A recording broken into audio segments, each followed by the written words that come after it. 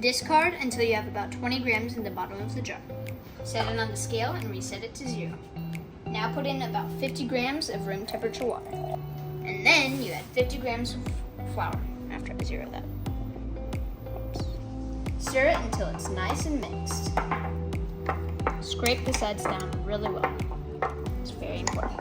And now screw the lid on loosely. Now you're gonna let it sit for roughly 45 hours until it cooks. It's looking really good with all the air bubbles right now, but it is very domed on top, which means it's still growing and it's not ready.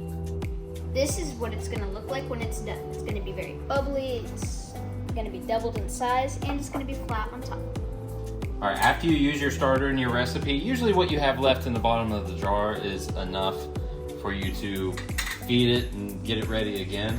If your recipe calls for more than 100 grams of starter, because if you do 50 of water and 50 of flour, that's 100 grams of starter.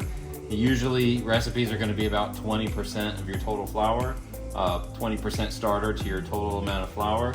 So if you want more starter, you can always split some off into another jar.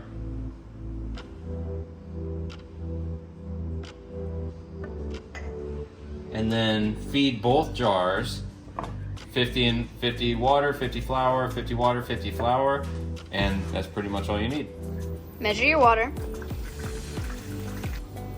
Okay, once you've weighed out your water, set it back to 0, and then pour in your starter.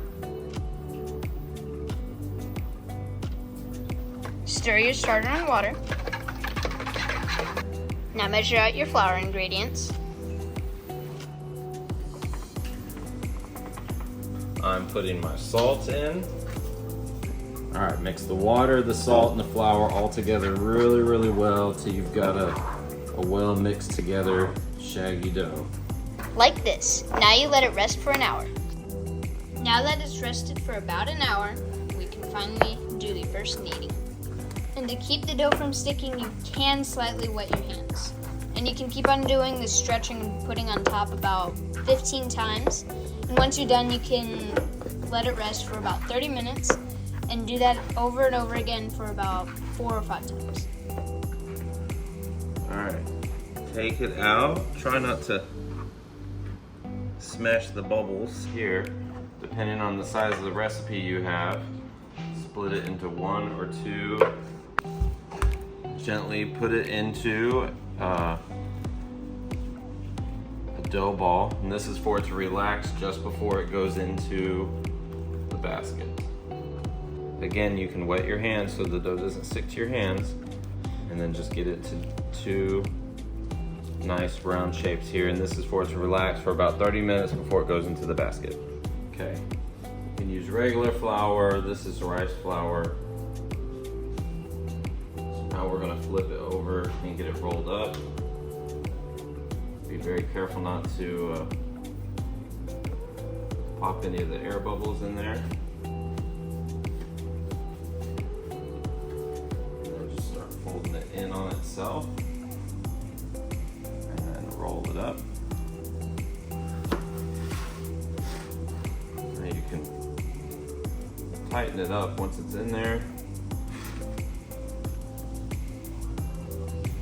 All right, after you seal it up, make sure you press it and pinch it tight so the air stays inside of there. Now it can go into the fridge overnight. We got these little shower, shower caps to go over top of it, goes in the fridge. Now, the next day, overnight, when you're ready to cook it, it can be in the fridge, up to 2 days. And then take it out and let it sit on the counter and kind of come to room temperature, which is typically in about an hour.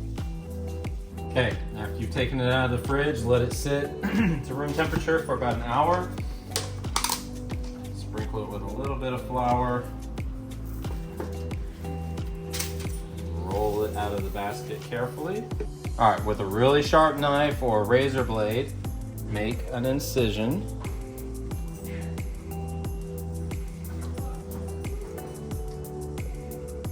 Cut it really good before you make the incision. Flour it. Just any type of cut or design is fine. And then take it, put it inside of the Dutch oven. And that's gonna go in for 30 minutes with the lid on and then 30 minutes with the lid off. So you can do that, or you can flour up a peel here and it can go directly onto a pizza stone. So again, flour it and then we're going to score it. Any design you want.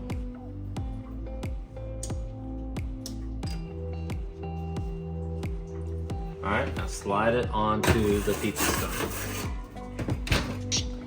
All right, so after about 30 minutes with the lid on, 30 minutes with the lid off, or 45 minutes on the pizza stone,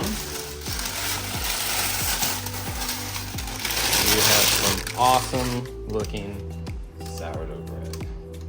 I would let it cool first and then you can cut it.